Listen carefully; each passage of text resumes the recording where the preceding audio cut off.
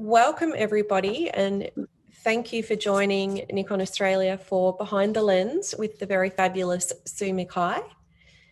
My name's Julie Kimpton. I am the Senior Professional Markets Manager for Nikon Australia.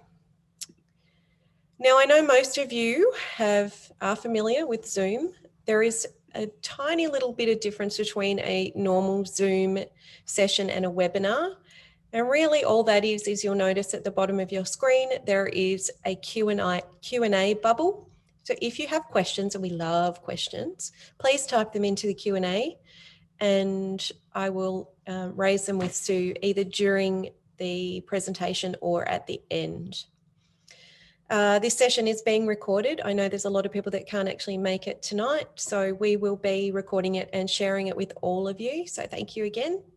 To help us continue to make great presentations, please fill out the feedback form that was emailed to you. And if you have any questions about this seminar or any Nikon product, perhaps a new ZFC, and you want a mint green or a pink, maybe. I like the light grey actually. Feel free to reach me. There's my contact details there, julie.kimpton@nikon.com. Most of all, enjoy. So let me tell you a little bit about Sue McKay. Sue is a freelance sport and editorial photographer based in Adelaide, South Australia. She's had an interest in photography since childhood. She's married with two stepkids. She loves her music, fashion, sport, photography. And during her time out, she also enjoys a spot of yoga. After completing her certificate in professional photography, Sue's creative journey commenced with a role at Technicolor Labs in printing and colour correcting before moving into advertising, media placements and production. She also had a role in commercial operations at the Adelaide Crows and in commercial photography.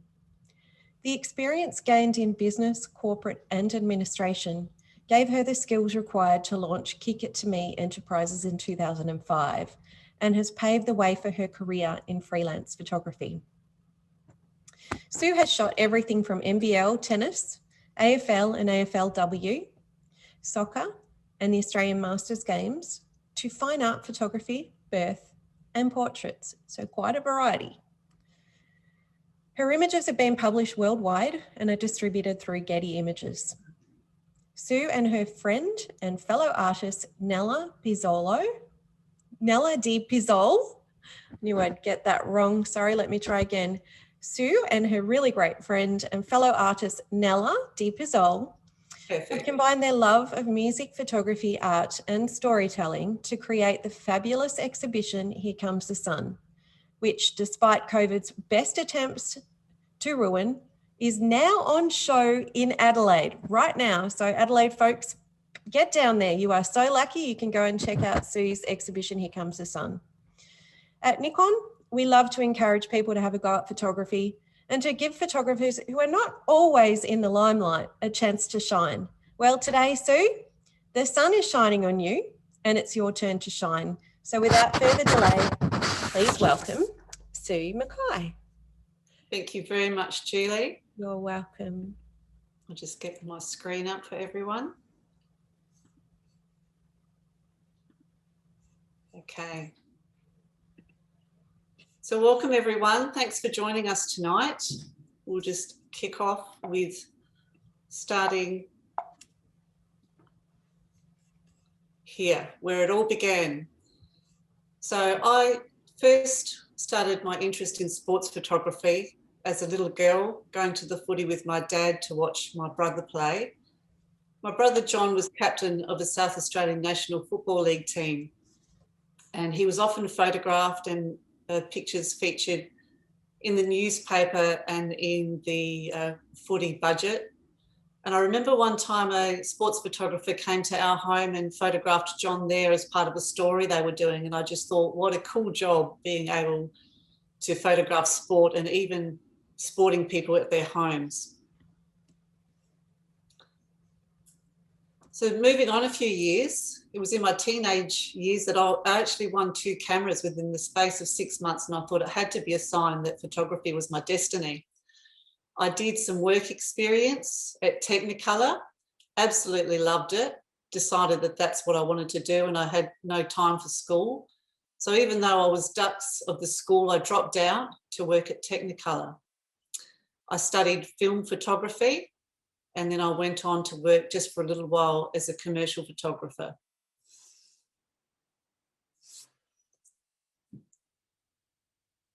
I transitioned my career over to advertising, and that involved media placement and ad production. And that was the beginning of my introduction to what it was to be involved in administration, office administration and office management. In 1992, I took myself overseas for what I thought was going to be a 4-month backpacking trip. But in London, it seemed that pretty much everything I touched turned to gold. I just had the luckiest time in London, and it suited me so much. I got this fabulous job in one of the UK's top 20 accounting firms, and I was the admin manager for the bilingual section. So I carried on doing that for 5 years, and really, you know, photography was far from my mind at that point.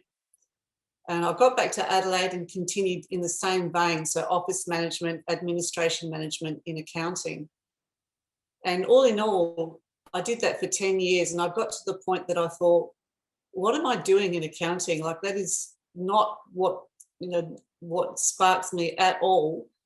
So then I had a good think about it, and I thought, well, admin is needed in every industry, in every business. So why don't I approach a business that I'm interested in, being sport or music or fashion, and see if they've got room for an admin manager.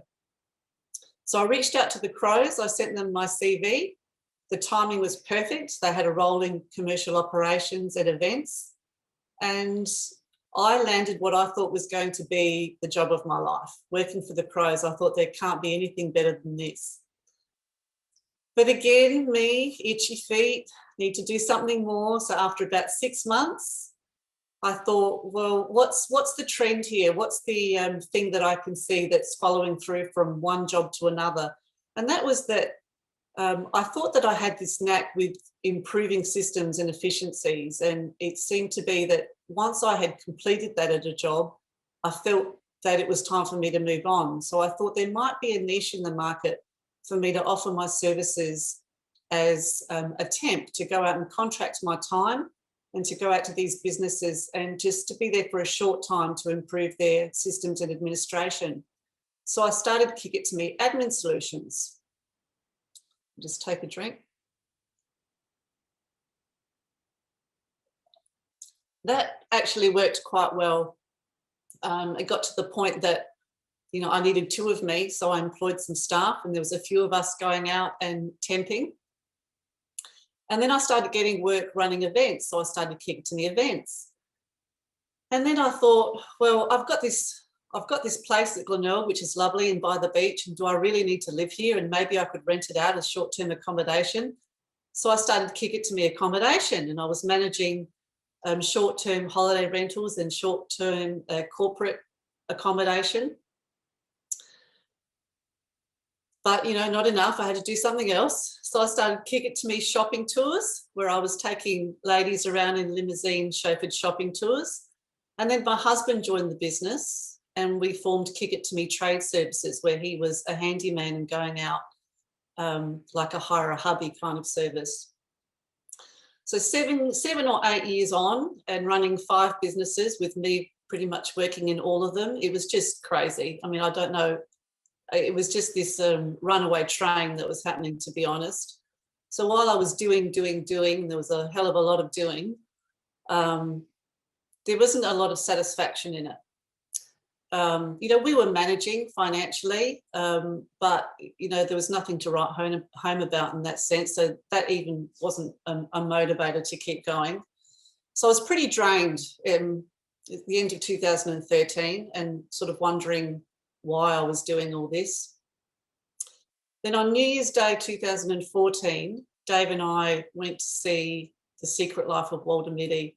And I'm definitely not a movie buff, Dave is, but that movie had such an impact on me. I was sitting there watching Ben Stiller thinking, that's who I actually feel like him. I feel like this lost soul, day to day, just existing in life and dreaming of more exciting things. And then when I saw him handling the negatives and in the dark room, that love of photography just came back to me. It was just as clear as day that I needed to get back to being creative and dropping all of this administration stuff that I was doing. So I bought my first Nikon camera, a DSLR, the D810. I got a 24-70 lens, a 70-200, and I taught myself digital photography. So jumping forward to what my Nikon gear now looks like. So let's start on the left. And I've put the 600mm lens case next to the roller case so that you can get an idea of the size of this massive f4 lens. It's huge. So the lens case is actually bigger than the roller case, and the roller case has got all of my other gear in it. It's got the two bodies, the D850 and the D4. Got three lenses, the wide angle 14-24, 24-70, and the 70-200. I've got a 1.4 converter, a speed light, and the mag mod to diffuse the beam from the speed light. So all of that's in the roller case.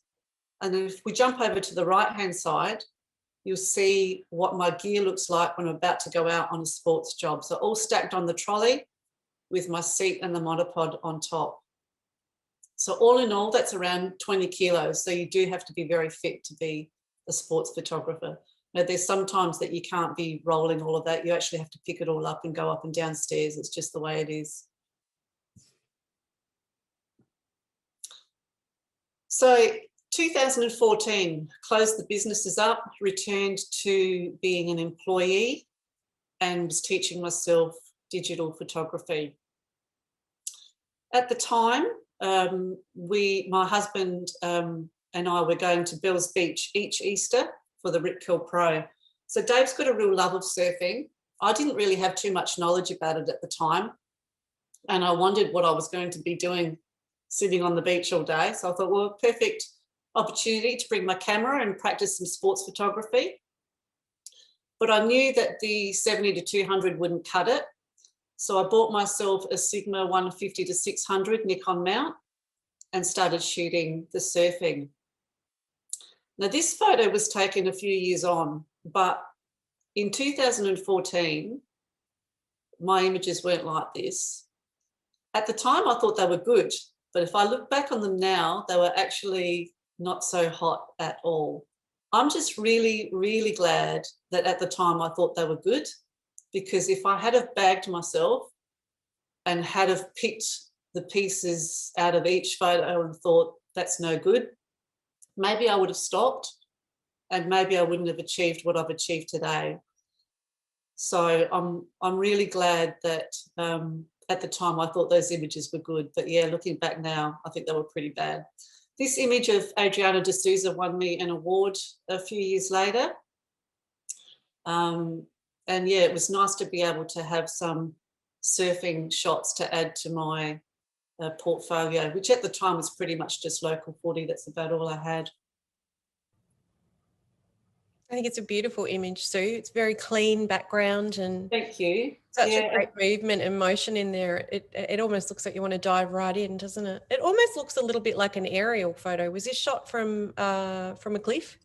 No, but look, it's just that the angle of the sand on the beach there at Bells is just lifted that little bit. Any questions at all, Julie? Shall I continue? Yeah, continue for now. Thanks, Sue. Okay. So in 2017, this was a bit of a dream come true moment for me. I couldn't quite believe it. I had never clicked on an Instagram story before in my life. And I saw something pop up at the top of the screen of Nikon, clicked on it, and it was an Instagram competition to win the opportunity to shoot on the field the Socceroos versus Saudi Arabia World Cup qualifier with Nikon ambassador Deli Carr, who's also 10 times Olympics photographer. He's there right now, to be there to give you some tips. Now, all you had to do, you didn't have to enter any photos or anything in this competition. You just had to say 25 words or less why you wanted to photograph.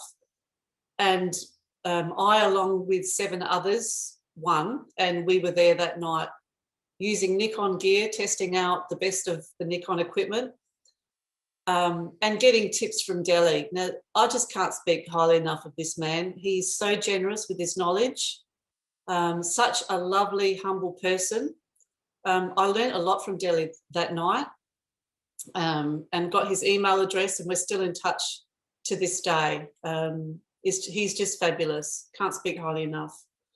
So yeah, at that stage, I had also the photos of the Socceroos to add to my portfolio. So then it was surfing, local footy, and Socceroos.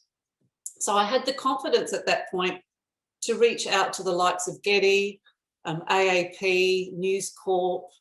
I contacted the Crows and the 36ers and said, here's my images. Is there any work available? Now, making contact with them, I thought this was worth pointing out.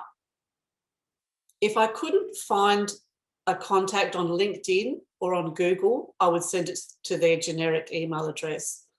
But I took the time to do some research and try and actually contact a person directly.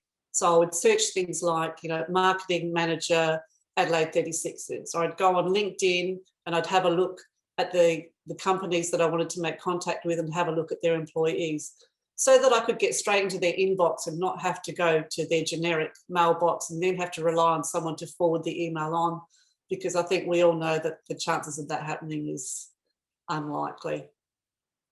So that's one tip that I wanted to give. And in these emails, rather than relying the reader to click an attachment or to click a hyperlink, I made sure that my images that I wanted them to see were embodied in the email. They were, as soon as they opened that email, my images were there front and center for them to see. I didn't want to have to rely on them to do anything, because for them to open the email was just enough. I didn't want to lose them. So I think that's a good tip as well. But don't rely on the reader to have to do anything else other than open your email, and then you've got them. So while I had pretty much all rejection, what's that, Julie? So I couldn't agree with you more. As someone that works in pro markets and gets hit up for sponsorship and things every day, multiple times, we don't have time to click on links or go and look up things. And by you taking the time to copy and paste everything you want people to see into that, it's a difference between someone viewing it and probably not viewing it. So it's the most simple thing, but it's really a valuable tip, I think. Yeah, so if there is people that are looking to get into sports photography, or to be able to reach out to any of the editors at the agencies or the papers, very, very good tip. Find a name online, find the editor's name online, and definitely paste everything you want them to see within the body of the email. Before we move on, Sue, I just wanted to go back to the previous image, if you don't mind, Sure. The pinch myself moment. Absolutely. Yeah, and it was, for me, it was a pinch myself moment, that had happened. And that's why I think that image is so special to me, because it portrays how I felt that night. Yeah, and your images always capture your emotion and your story, and it's just priceless. So really great, well done. Thank you. So yeah, even though I had a lot of rejections, I remember exactly where I was when I got a phone call from Football Federation Australia saying that I could make contact with Adelaide United. They put me in touch with the marketing manager of Adelaide United, and off I went. I started photographing for them. It's on a voluntary basis, and I still photograph for them. But this was one of the first images that I took of a W League match. So that's Emma Checker, who was captain of Adelaide United at the time.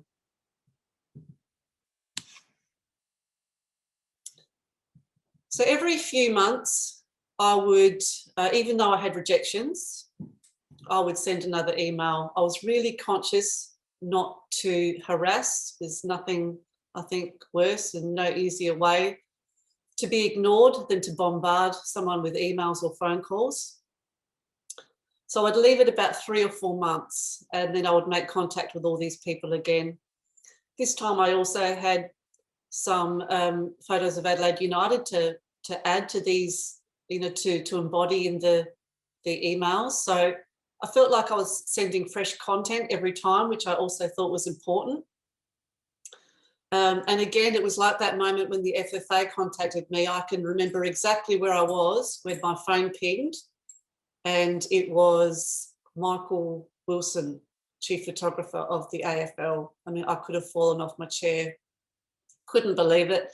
He asked me if I was available to photograph the showdown.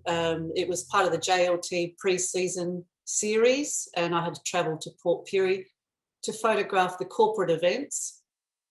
And when I'd finished that, I was allowed to go on the field and photograph. So this happened. Eddie Betts took this screamer right in front of me. I think I'd only been set up for about 3 minutes. I felt like packing up and going home. I thought, that's it, I've got the shot. But yeah, it was a real highlight for me. So this was a real, again, don't give up. I'd had so many rejections, but I just kept going, got some more stuff in my portfolio and kept trying, but always being conscious of not harassing. I wanted to take a moment to talk about the benefits of volunteering. I think in photography circles, you'll often hear, I don't need more exposure, I want to get paid. There's so many people that want something for nothing. But there is such a good side to volunteering, and opportunities arise from all kinds of places. Now, I got put in touch with Netball Scoop through a Facebook post that someone tagged me in, and Netball Scoop needed a photographer for the Adelaide matches, the Adelaide Thunderbirds. So just telling you a little bit about Netball Scoop. It's a news site and a forum all about netball worldwide. They've got about 60,000 followers all up across all social media channels, and they're 100% volunteer-based. The writers, the other photographers, everyone involved are absolute professionals. They're dedicated, they're respected. They've got accreditation for the Suncorp Super Netball League, and that's not an easy thing to get. So I've gotten just as much out of my affiliation with Netball Scoop as they have from me. They're so supportive of my work. My images get shared 60,000 times. That's fantastic. And while volunteering doesn't pay the bills, if you're smart about it and you choose who you volunteer for, it's a really beneficial relationship. So I just wanted to say cheers to Netball Scoop. This image really makes me smile because it makes me think about what I was doing 4 weeks beforehand. I had never shot the NBL before. And I said to my husband, Dave, if I ever got the call up for NBL, I wouldn't know what I was doing. So let's go to a game and I'm going to watch the photographers. So we went, and while I watched a little bit of the basketball, most of the time I was watching the photographers. I was looking for things like where they were sitting, what lenses they were using, were they filing during the game, where did they go at half time, where did they disappear to? I get hung up on things like logistics. I wonder, apart from the photography side of things, there's so much that's involved as to where this happens and when to do this, and even silly things like where do I park my car and how do I get there and how much time is needed. So I like to do as much research as I can, and researching this for the NBL proved to be a good thing because 4 weeks later I got a call up. Another tip about researching is keeping an eye out for any other events, any special events that might be happening in your city or in the local area. I heard that the Australian Masters Games were coming to Adelaide. I just took a chance. I contacted them and I said, I'm a local sports photographer. Here's my work. Am I able to put in a quote to photograph the games, or have you already got a photographer? They hadn't. I put in a quote. I don't even know if anyone else quoted, but mine was accepted. And so I ended up being the Australian Masters Games photographer. Now, again, like if I hadn't have made contact with them, I don't think they would have ever found me. So you've just got to put yourself out there and give it a chance. Any questions, Julia? Should I keep going? Yeah, we've got a question from Ollie. He'd like to know what starting shutter speed you might use to shoot sports action. Sure. It's pretty much 1,000th of a second. It depends on the light, you know, what you've got available at the time. It's very rare that I don't shoot wide open, so that's good in that respect. You're shooting manual or shutter priority? No, I'm shooting manual. Yeah. Yeah. I like to be able to control pretty much everything in the camera. So yeah, at least 1,000th of a second. Yeah, great. Thanks, Sue. That's okay. Now, Getty Images, there's, you know, you can be on their books, so they contact you and give you a brief for jobs, but there's also another side to Getty Images, and that's becoming a contributor. Now, I didn't even know about this. Luckily, I already had contact with Getty, and so they had told me about it. But I thought this was worthwhile sharing because it's not, you know, it's not a secret, and anyone can actually apply for it. So I've got the link there that you can click on afterwards if you want to look into it. This was a job that I did as a contributor. It's not easy to shoot something like, you know, world-class tennis as a contributor. I count myself very lucky that I was accepted when I asked if I could do this. The difference between being given a brief by Getty and being a contributor is that as a contributor, your images, you're only paid if your images sell. It was completely up to me what games I shot, when I was there, whether it was nighttime, daytime, whether it was Ash Barty or, you know, whoever. But I remembered, again, something that Delhi Carr had said to me, that if you get the chance to photograph a sporting icon, make sure you get a shot. Make sure you get a shot because you will be using that shot over and over again in your career, even if you just get the one shot. And of course, that has happened for me recently because I had this shot of Ash from the Adelaide International and then she won at Wimbledon. And so I was able to use that image as, you know, an Instagram post. There's such great images, Sue. You've got your classic Juby shot with Barty just going, yeah, that's what it takes. And then your other one, which is beautiful, clean background, which can be very hard in some stadiums.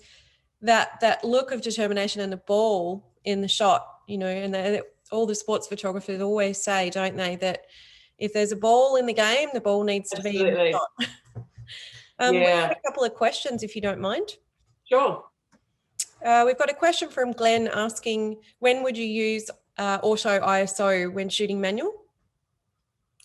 No, I don't. I have tried it before, but again, it comes back down to me really wanting to have full control of the camera. Sometimes it can be handy, but I've tried it. For me, it just suits. I've got this calculation that's going on in my head all the time, you know, between the three, the ISO, the f-stop and the shutter speed. Even before I did digital photography, I was able to actually just look at the light and know what it needed for what I wanted to produce. So I've learnt the camera so well now that it's just all automatic. My fingers are going all the time, shifting things and changing. So yeah, I shoot fully manual. Yeah. Do you need permission from people if you put their images on Getty Images or Shutterstock? I'm not too sure about Shutterstock. Not for Getty Images, no. They handle all the copyright? They do, yes. Yeah. And one last question, Sue. How many images on average, I'm not sure if you can even answer this, but how many images on average would you take in any one game? Yeah, it's over 1,000. Yeah, 1 to 1.2, something like that. Yeah. You know, I'm always shooting a burst. And that's really important as well. Sometimes the image is actually after the action's taken place. It's how the AFL player has fallen on the ground. It's the reaction of the A-League soccer player, after he's been fouled. So I just keep shooting. And that was something that I heard from Michael Wilson, just keep shooting. So there's often 10, 12, 14 in a burst. That means you've got at least 1,000 images per game. Yeah, Michael's amazing. I actually spoke to him today. So there you go. Yeah, another great question from Adam. How soon after the event do you need to have your photos processed and filed? And I wonder myself, actually, is that time frame different for a contributor versus a staffer? Yes, it is. So it really depends on what it is you're photographing. So for me, with the AFL, because I'm predominantly there to photograph corporate events, they don't need that straight away. So I've got a full 24 hours, which is great. It gives me a little bit of time to breathe in between. But with the sporting action, you need to actually file as you go. And a lot of the time you're actually putting the captions on the images as well. It's pretty high pressure. Once upon a time, a photographer's job was just to take the photo. Now they're editing on the field, the laptop's right next to them. They're editing, filing. Though, if you're a fantastic sports photographer, there's not a lot of editing involved at all. And if you know what you're doing with Photoshop, and there's all the presets when it comes to sharpening, cropping, then they go off fairly quickly. So, yeah, it does vary. It varies on the job. It varies on who you're working for. And really, I'm not under too much pressure with what I do. I have had to file as I go. It's really hard. You need to know the names of everyone. You need to describe what they're doing. There's just so much more to sports photography these days than taking the actual photo. Are you using voice tags to name the players as you're going along? So talking and saying. No, I didn't know about that. I'll talk to you about that one afterwards. The voice tags can be very handy. It actually attaches an audio file to your image, and when you download, that audio file will come with it so that you can hear who the player is and what they're doing. The other thing I wanted to ask you is, are you shooting wirelessly? No, that one I haven't mastered yet either. That's another one. A couple more questions and then I think we should move on. Thanks everyone for your questions. They're awesome. And if we don't get to you right now, we'll have some time at the end. I know, Sue, if you're shooting for Getty or you're doing anything for news agencies, anything like that, that you're not allowed to edit your files. It's just a crop and rotate levels, basically that. So no Lightroom or Photoshop for any of your sport work. But families, portraits and so on, are you editing your images? Yeah, absolutely. Yeah. And even like, the corporate shoots that I'm doing for the Crows, I do a fair bit of touching up on those. Yeah, great. So I'd like to be able to, they would probably be happy if I sent them as they were. It's just, it's the perfectionist in me. I just want to send my very best work. Absolutely. And I think, it's not editorial. A portrait is different. So for all your sports stuff and editorial, no editing. It's just a basic levels, rotate and crop. That's exactly right. Yeah. And do you shoot RAW or JPEG, Sue? I shoot RAW. Yeah. And we had a question before that I would ask you to answer, even though I typed it in cheekily. What's the best camera for sport photography out there now? That'd be the D6. Thank you. Yes. Okay. Simon, thanks for your question. We might come back to you in just a moment. Thanks, Sue. We'll let you move on. No worries. I just wanted to talk briefly about the shot of Anya Sabalenka on the right there. So the full image is a lot wider than that. But I knew that these images would be going around the world, and to tell the story, I wanted to make sure that I got her in front of the City of Adelaide sign and cropped it so that it featured. So it meant that I chopped off her legs, but I still think that it's a nice composition and that it works to tell the story of what was happening at the time. And I did actually make a decent amount of money out of this one. So, other things that that I've contributed for Getty haven't, but this was a top event and it went around the world. So this one wasn't too bad. Now, yeah, end of 2019. And again, it was one of those moments that I stopped to think about what I was doing. I had shot the Masters Games. I'd shot Getty Indoor, for Getty, the Australian Indoor Cricket Championships, AFL, soccer, surfing, tennis, a little bit of everything. And especially with the Masters Games, I was just exposed to all of these different kinds of sports. But again, I was just on this doing, and not really thinking about, well, what's my ultimate? You know, do I want to be a Michael Wilson and specialize in one sport?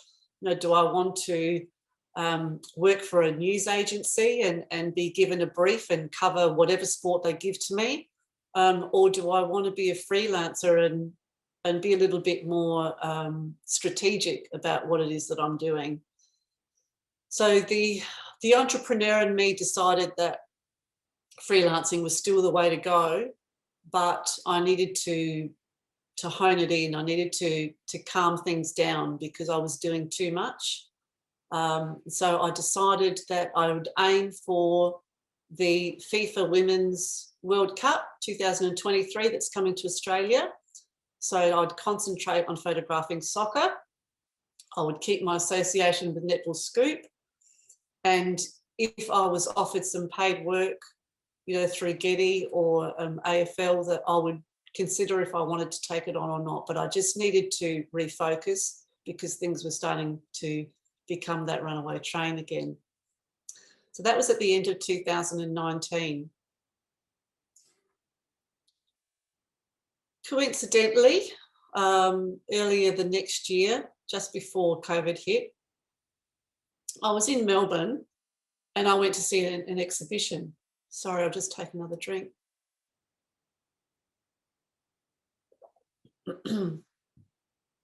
It was by an artist called Carol Jerams. She had died in 1980, so that the exhibition was actually of her last decade of work. And I stood there in this gallery looking at her images, and I was there for ages because I had become so used to digital imagery that I'd forgotten how beautiful it was just to stop and linger at a photograph.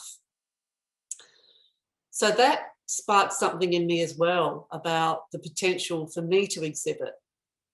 And I thought, I'm going to do that one day. I don't know how, don't know where, don't know when, but it sparked something and I kept it in my mind. And when I went home from Melbourne, I started looking through my images and thinking that, yes, I have got some images that I could use in an exhibition, and maybe not so much sport, but, you know, sport as well. But I had more than that. I had some travel shots that I liked. And this one was a shot that I took on my first night in New York back in 2016. And I've called it Manhattan Rooftops. It was taken from the rooftop of the apartment I was staying in. So I started two online galleries for my fine art, and that's actually branded under my Sue McKay brand. So it's on a separate website. So not the Kick It To Me website, but the Sue McKay website. And I just wanted to read something to you, if that's okay. It's from Carol Jerams. So you probably can't see the book with this light, but I bought a book at that exhibition, and on the inside front cover, this is what Carol wrote in 1974. It is difficult to exist as an artist, being almost impossible to live off one's art alone. It is more difficult for a woman. And if her tool of creative expression is a camera, there is yet another struggle, because photography is not fully recognised as being an art form in Australia. So this was written in 1974, so I'm sure things are a bit different now, but it was such a good thing to have an insight to how she felt at the time about her photography. There is so much beauty around us, if only we could take the time to open our eyes and perceive it, and then share it. Love is the key word. So that that second to last sentence and then share it, it's just so inspirational, because it's so easy to keep all this stuff to ourselves. It's so easy to not do the extra work about sharing it. But putting the effort into social media and your website, and now I'm doing an exhibition, so much time, so much energy, so expensive, but worth it. Absolutely. So the exhibition was my opportunity, knowing what it was going to be about, knowing what the concept behind it was. It was my opportunity to explore birth photography. It was something that I'd wanted to do for a while, but this sort of forced me to do it. I was a little bit nervous about it. I wasn't sure how emotional I would be. And I wasn't even sure if it would mess with my head, because I'd always wanted to be a mum and I never got the chance to be a mum. So photographing a birth, excuse me, was, I was a little bit afraid of how I would react. But just like pretty much every other genre that I've photographed, the camera seems to act as this barrier between me and what's happening. And while that sounds like it could be a bad thing, it's not that much of a barrier that I'm completely detached, but it's enough of a barrier that I can do things that I wouldn't normally do without the camera. So an example of that is, I'm totally anti-violence and blood and gore, but I've photographed MMA at the net, with two guys punching each other out and blood everywhere, 2 meters away from me. I could never have done that without the camera there. I just didn't absorb it because I had this camera going. My full attention is on my work. And that's what it was like when I was photographing these births. So I photographed 3 births in preparation for the exhibition, and I chose my favourite shot to be included. So that's not this one, but I'm just showing you this one, excuse me, to introduce my birth photography.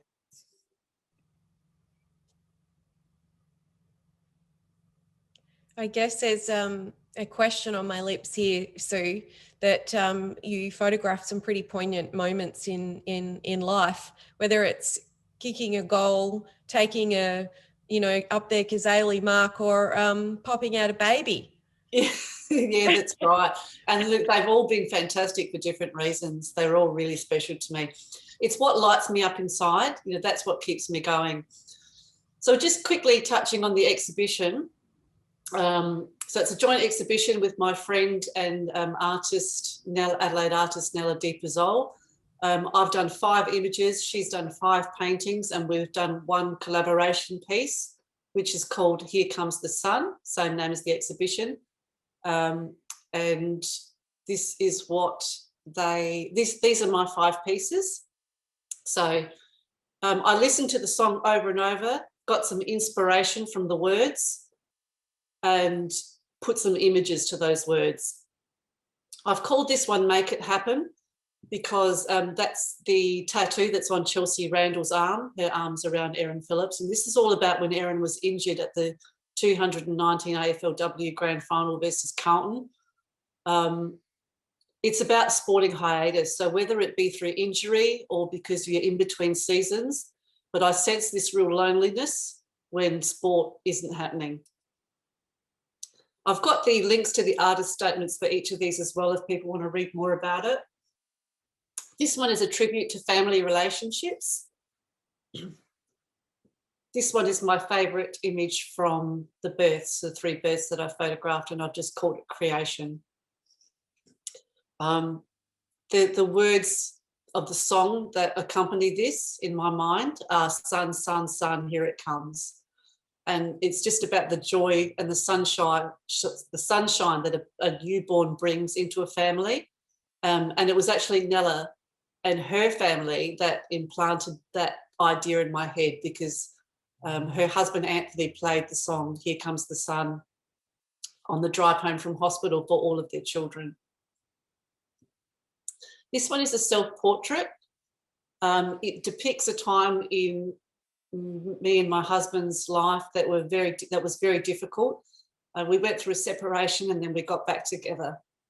So that's what this image portrays: the troubled skies inside the love heart, and that our love was under construction and probably always will be. It's ever evolving.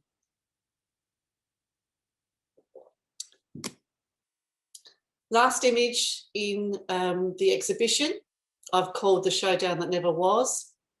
This was taken the night, it was 28th of March 2020. It was meant to be a showdown, Port Power versus Adelaide Crows. Didn't happen because of COVID. It was just such an eerie feeling in Adelaide that night. I mean, it's such a huge thing in Adelaide, the showdown. It never happened. I was outside with my little dog. I knew he didn't have too much longer to live. So I was feeling sad for two reasons. But I looked up at the sky and it just seemed so still and so beautiful. And to me, it looked like my neighbour's tree was trying to mark the moon. So in my head, I thought this is a shot worth capturing. And to me, that's always going to be the symbol of the showdown that never happened in Adelaide. Finally, this is our joint piece. So Nella trusted me to take images that I wanted. She chose the one that she wanted to use as a canvas. So we had it printed as a photographic canvas. She painted on top of it and I trusted her to do whatever she thought that looked good. The walkway at the bottom is a nod to the Abbey Road walkway, which is the album on which Here Comes the Sun appears. And it symbolises the sun clearing the rain. So just a little bit of a plug for our exhibition. Here Comes the Sun, showing at Martini on the Parade in the private function room. It's free to attend. Whenever the restaurant is open, you can go and have a look. And on the website, there's a hyperlink down the bottom that tells you all about the opening times. If you did want to stop and have a meal while you're there, there's a special offer. You just need to book beforehand. Mention that you're going to see the exhibition and they'll give you 15% off the total bill. So this is what I'm working on at the moment. Because I've decided to further the birth photography idea, I need to differentiate the branding. So in the bottom left corner is my existing logo. So I'm adapting that now to show Kick It To Me Sports and Kick It To Me Birth. These aren't final, they're a work in progress. So watch this space. And I'll welcome anyone to contact me. Happy to make new acquaintances and to chat either by email or send me a DM on Insta or something. And thank you everyone for hearing my story. Oh, Sue, that was brilliant. Well done. Thank you. You just tell such beautiful personal stories, and it's really nice to hear your journey, the journey from, starting out and the persistence that it takes to become a great sports photographer and a great photographer, but particularly in the sport, it is really, really hard to gain access, and it can take. It is. I count myself so lucky. Sometimes I really stop and I think, how did this happen? How am I here? I can't believe it. Congratulations. I love your logo. It's just fabulous. Thank you. We've got a couple of questions, if I may. Sure. Got a great question from Simon. How do you use your knowledge of the game to improve your shot? Yeah, really good question. So that's easy with AFL. You can sort of, I've watched footy all my life. You can anticipate it. You see what's coming. You know the rules. Same with netball, though netball is pretty, very, very fast. So I'm always one step ahead of where the ball is.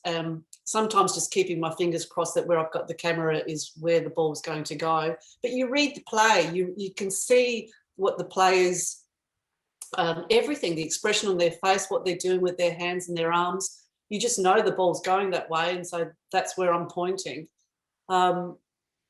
Cricket, difficult for me. I don't know the rules of cricket that well, but the hardest of all was golf. I was absolutely lost, but I was open and I admitted it. I was doing a job for Getty. I had no idea where to start. I didn't know if I should be on the first hole, the 18th hole. I had no idea. I didn't know, I felt like I needed a caddy. I needed someone to take me around and show me where I was going and what I was doing. But I do research before, again, like if there's a sport that I'm covering I don't know too much about, I'll have a look online and look for some professional images of that sport.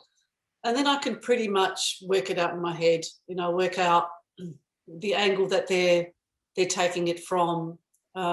It's just something that you learn along the way.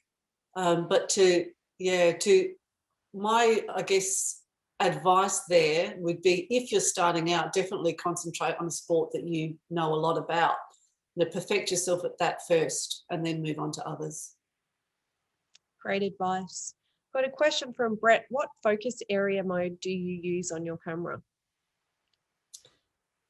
Depending on like a single point or dynamic, like 9 points, or what do you use? Yeah, I'm at 9 points for football, soccer, netball. When I'm shooting the corporate events, I'm on single point, but any moving action, I'm 9. Thank you. Question from Glenn. Where do you position yourself on the boundary for photographing AFL football? I'm at the 50-metre line. That's quite common. You'll see pretty much at the 50-metre line at all four corners. You'll see sports photographers there. Other than that, I might take a few up in the stands, but that's the only place along the boundary that I position myself.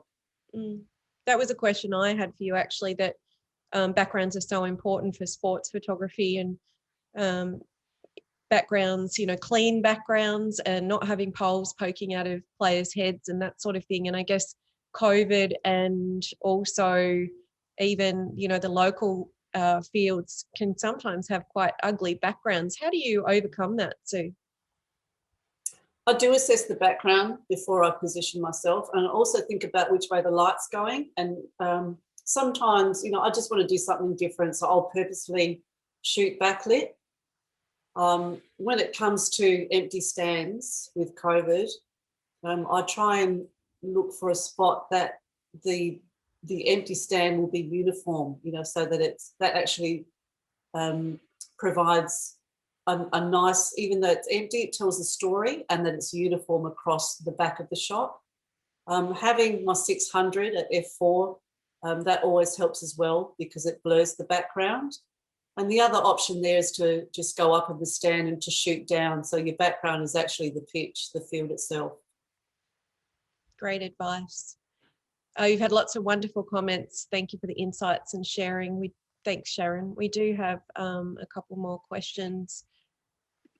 How often do you change lenses throughout a match, or do you even change them? You have multiple bodies. Most photographers have several bodies in their kit. Are you changing lenses often, or do you tend to have a widey on one and a super tele on the other and a mid on another? Yeah, I have. So again, depending on the sport, but with AFL, I've always got the 600 on. Well, actually, I start the game, or pre the game, 24-70 and 70-200. And then just before the game starts, I'll put the 600 on. And then at quarter time, I could still use the 600, but could also use the 70-200 to go up towards the huddle and to take some shots there. Running through the banner, I've got the 70-200 that I use. Depending on, I might be, part of my brief could be to shoot the oval as a whole. So I need to swap to the wide angle, go up high in the stand and shoot the beautiful Adelaide Oval and incorporate everything, the stand, the ground, the scoreboard, famous scoreboard. So I do swap lenses sometimes, yes. Fantastic. We've got a question from Rav. Rav, I might answer this one. It's a question about our opinion on the 50mm 1.8 Z lens. Sue, I'm not sure that you've used our mirrorless system just yet. You've had just the once I've tried it, Julie. Yeah. Did you try the 50mm? I can't quite remember. No, I don't remember either. But in answer, Rav, I think our prime lenses are absolutely sensational. It's a bigger lens mount than the F mount. So it's actually creating a different kind of appearance of the bokeh. It's a really sharp lens, but they're also a very small system size and they're very affordable. So if you're looking at the mirrorless system, absolutely love the 50mm 1.8 for a great, sort of all around lens or portrait lens. If you like sort of environmental portraiture, you could even have a look at the 35mm 1.8 Z lens. Hope that answers your question. You're the expert, Judy. We've got a great suggestion that backs yours up from James, saying, for those of you that are interested in an opportunity to expand on your photographic skills and have an opportunity to shoot live sports, do check out the Nikon NRL sideline shooter experience. As Sue said, she was mentored by Jellicar. He's a Nikon ambassador. He's one of the best photographers out there.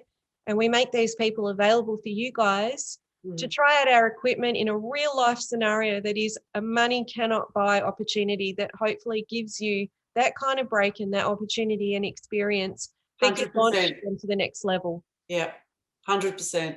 Thanks, James, for the prompt there. We've got a question from Merv.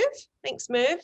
Are there any other photographers that you know that are offering mentorships, or perhaps are there people that you consider mentors other than, I know you've definitely talked up two of our heroes, Michael Wilson, chief photographer at the AFL, Delly Carr, Nikon ambassador, and absolutely stellar person, also loves an egg and lettuce sandwich. But have you got other mentors that you would suggest that Merv could look up?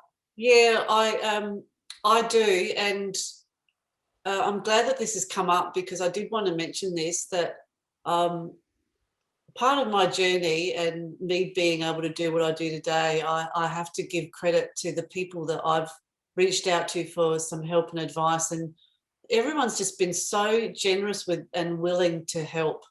And I've never turned down an opportunity. If someone says, hey, you should contact so-and-so, I reckon they'll be able to give you some help. I do it. And they always have. They've never said no. Like, we've caught up for coffee. So with Sarah Reed, who used to work for News Corp, and now she's out on her own. God, she's just the best. She's absolutely the best. So we've caught up a few times and she's helped me out. Mark Brake, who used to work for News Corp, and he's now with Getty. Yep. So we catch up every now and then. It's a really nice community amongst the sports photographers in Adelaide. Even Kelly Barnes, that I've worked alongside a few times. So I don't know how willing these photographers would be to mentor anyone, and I can't speak on their behalf at all. But if someone suggests how you should get in touch with so and so, it's no harm trying. It's no harm just saying, can we catch up for a coffee? No one has ever said no to me. So I absolutely agree. And having being in the unique position of actually living with a sports photographer who is always asked to check people's work out. Merv, in answer to your question, check out Quinn Rooney and email him. He's quinn.rooney@gettyimages.com. Yeah. This session will be recorded so we can share it with you. He's a Nikon photographer. He's one of the most artistic, creative photographers in sport. Yeah, he's amazing. He's an amazing, amazing photographer, and they will give you the time of day. But what I would suggest to you is, if you are going to reach out to them, don't waste their time. Do what Sue suggested and have your information ready in the email or on your computer. We had one photographer turn up without his laptop. And it's like, well, I don't know how we're going to assess your work if you don't have your images there. So be prepared, and don't overwhelm people either. Understand that people are busy, but do reach out to people. I think it's really important that you look at, you look at other photographers, check out their work that's being published in the newspapers and on Getty Images. If you type in sports photography or the Olympics or whatever, on Instagram. Also Dean Lewins, the head of Australian Associated Press, unbelievable photographers. They will all give you the time of day. So do look them up. Thanks for your questions, Merv. Another question from Alicia. What is the best lens for indoor netball? Well, it depends where you're shooting from.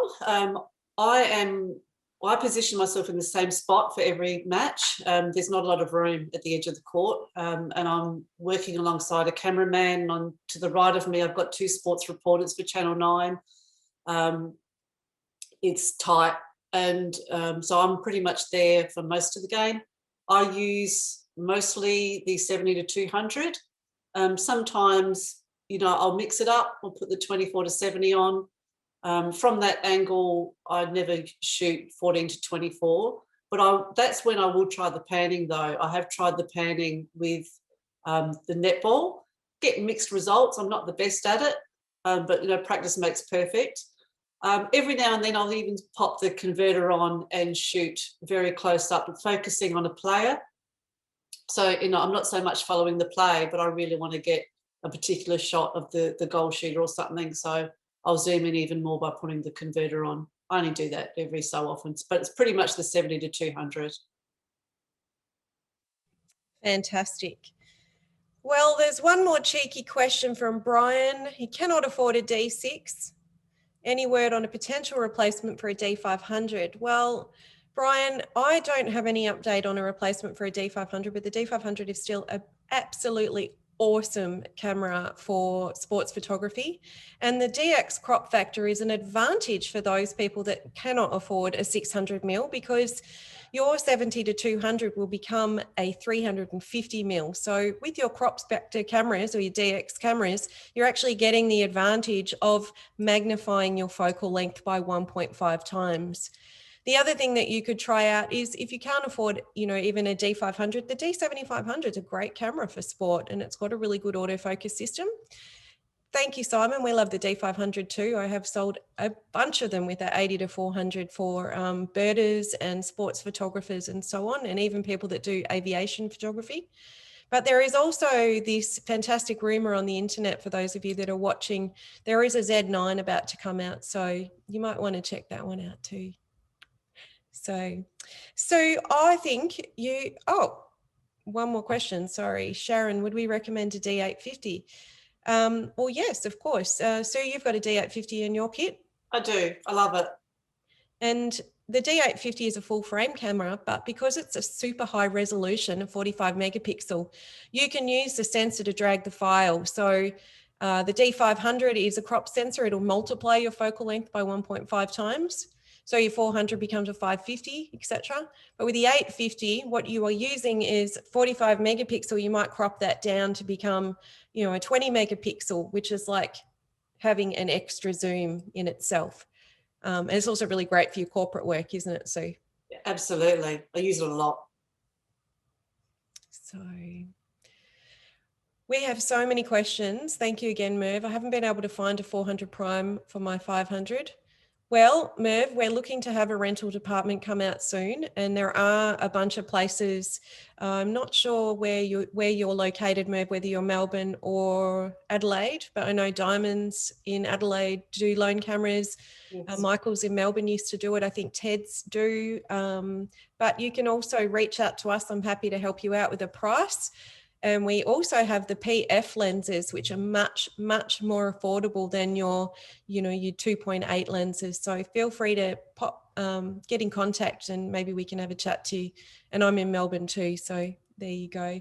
So we've got so many questions coming through, which is awesome. But I think we might wrap it up there with a final reminder to everyone, especially those in Adelaide, that Sue's exhibition, Here Comes the Sun, is on in Adelaide right now. If you've enjoyed her presentation and you've enjoyed the work, which we can see you have, thanks for your awesome questions. And thank you, Sue. Please pop down to Norwood. The exhibition is on until the 29th of August, and it's definitely worth a pop in and a discount off your dinner. Bonus. Really wonderful. Thank you very much, Sue, for sharing. I'm really honoured. My pleasure. Thanks for asking me, Julie. It's been great. You've just been such a long time Nikon supporter, and we've loved your journey. And I just love the sincerity and you sharing so much information to a lot of people. You don't start at the top of the tree. You start at the bottom and you work your way up, and you've been able to do all of that and share your struggles and your triumphs. So congratulations again. And I Thank you. so wish you the best for your exhibition. I wish I could get there. Thank you, Julie. Thanks, everyone. Thanks, Sue. Thanks, everyone.